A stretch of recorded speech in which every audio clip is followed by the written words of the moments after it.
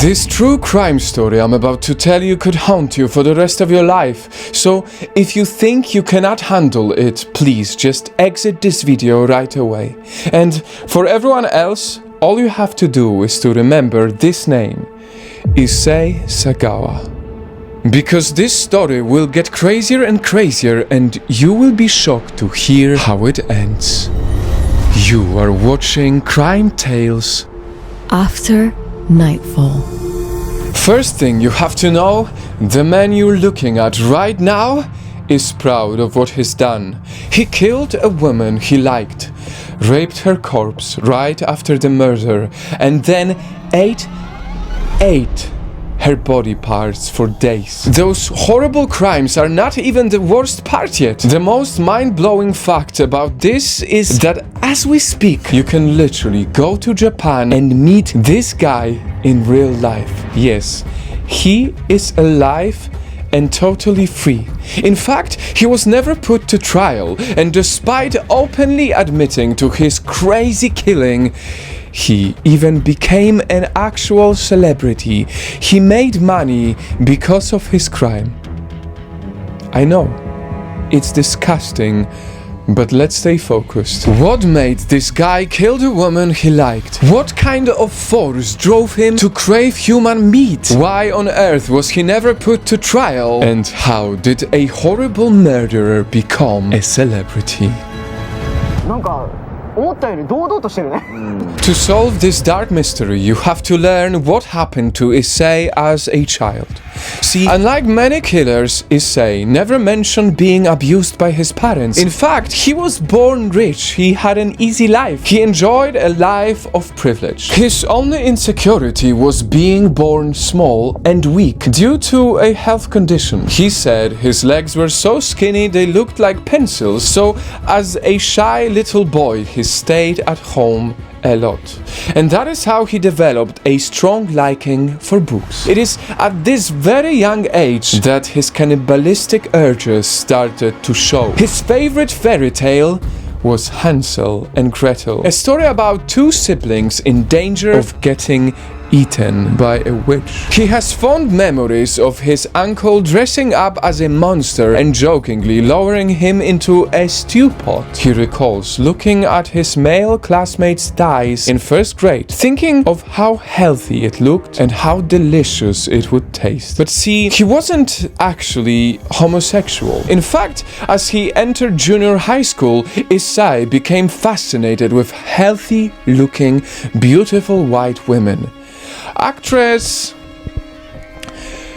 Grace Kelly in particular was his obsession, and while other men just fantasized about kissing them, his mind went much further. For him, sexual desire naturally leads to biting on their flesh.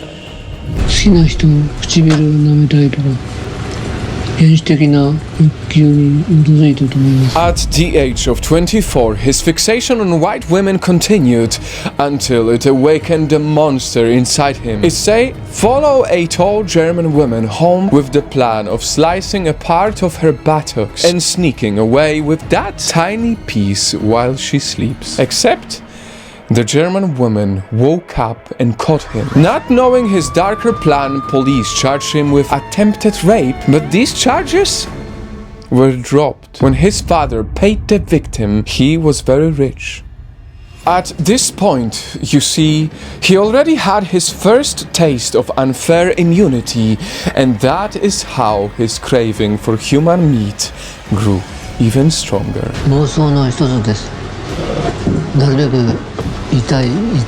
3 years later, Issei finds himself studying literature in Paris. He would bring home prostitutes almost every night, trying to shoot them, but his fingers would freeze up every single time. The more he failed, the more hungry he became. These attempts would come to an end 5 years later, when he finally meets the woman who would change his life forever. Renée Harteveld. a 25-year-old Dutch woman who stood 5 feet and 10 inches tall. Renee was beautiful, warm and friendly. She was everything Issei could never be, so he decided he wanted to absorb her energy, and he made a plan. Issei would invite Renee to dinner at his apartment, under the excuse of translating poetry for an assignment. She said yes. Fast forward to that day, as Renee was reading poetry facing away from him, Issei got a rifle and shot her in the neck. Weak as he always was, Issei fainted in shock from his own gunshot, but he later woke up thinking it was now all or nothing. He waited for this moment for 32 years. He could finally satisfy his unspeakable craving.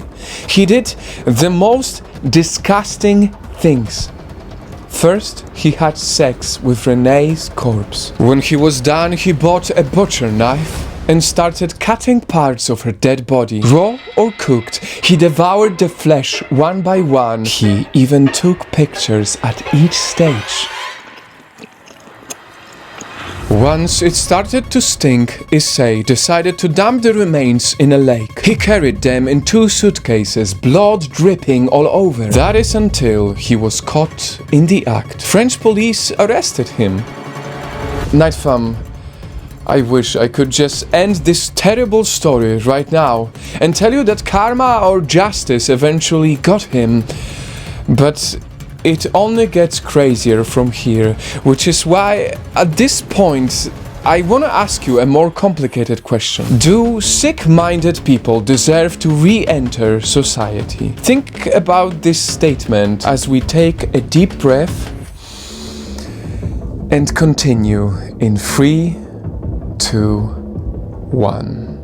After he got arrested, Issei was held in French prison while he waited for his trial for 2 years. As you know, that day of judgment never came because his rich father once again paid good money for a lawyer. Sagawa was declared legally insane and unfit to stand trial. The French judge ordered him instead to be locked away in a mental institution. But instead of restricting him and taming his beastly urges, this place only made Issei more famous. It's all thanks to an author who visited the cannibal killer, interviewed him about his own crime, and got his story published in Japan through his book. After that, Issei became a celebrity for exactly the same horrible reasons. In fact, it was this sudden publicity that likely influenced French authorities to just deport him back to Japan. When he came back home, Japanese officials re-examined him and eventually declared him sane. And since charges were already dropped in France, Issei Sagawa, the proud cannibal, rapist, killer, was not only totally free, he embraced his newly found status of an actual celebrity in the 90s. Guest speaker, commentator, novelist, Issei was being invited to write about his own murder. Popular magazines and TV shows featured him. Even a cooking show made him prepare some meat dishes. Believe it or not, Issei even did softcore porn films where he would bite the buttocks of his female co-star. In the middle of this fame, he never showed any shame. He was proud of his crime and was making money out of it. Having heard all of that, I'd like to ask you once again, do sick-minded people deserve to re-enter society? Well, if you ask Japanese people during the early 2000s about Sagawa, your hope for humanity would be restored, even just for a bit. Because during this time, karma finally got him. Nobody would publish his books anymore. No company would want to be linked to him, so he couldn't get a job. He was even prevented from attending his own parents' funeral. And as we speak, Sagawa is 72 years old right now and living quietly outside Tokyo. He suffers from many illnesses, had at least 2 heart attacks, attacks and is only fed through a tube to his stomach. He is confined to a wheelchair and never married. Only his brother looks after him. He lives a very sad life. Now, as you hear the sad state he now belongs in, some of you may start thinking, maybe it's time to forgive this old man. If that is you, then just listen one last time to what Issei Sagawa said when Vice interviewed him in 2011. They asked, would you eat someone again before you die? The desire to eat people becomes so intense around June, when women start wearing less and showing more skin. So yes, I do still harbor these desires, and I specifically want to eat a Japanese woman this time. There are much more disturbing statements where that came from, too graphic for me to even show. But, Nightfall, how do you feel now that you've heard the chilling story of this cannibal, rapist, killer that became a celebrity, who never showed shame about what he did and will gladly do it all over again? As for me, I just think it's really unbelievable. It's an unbelievable story. Probably one of the craziest we've ever covered here at Project Nightfall.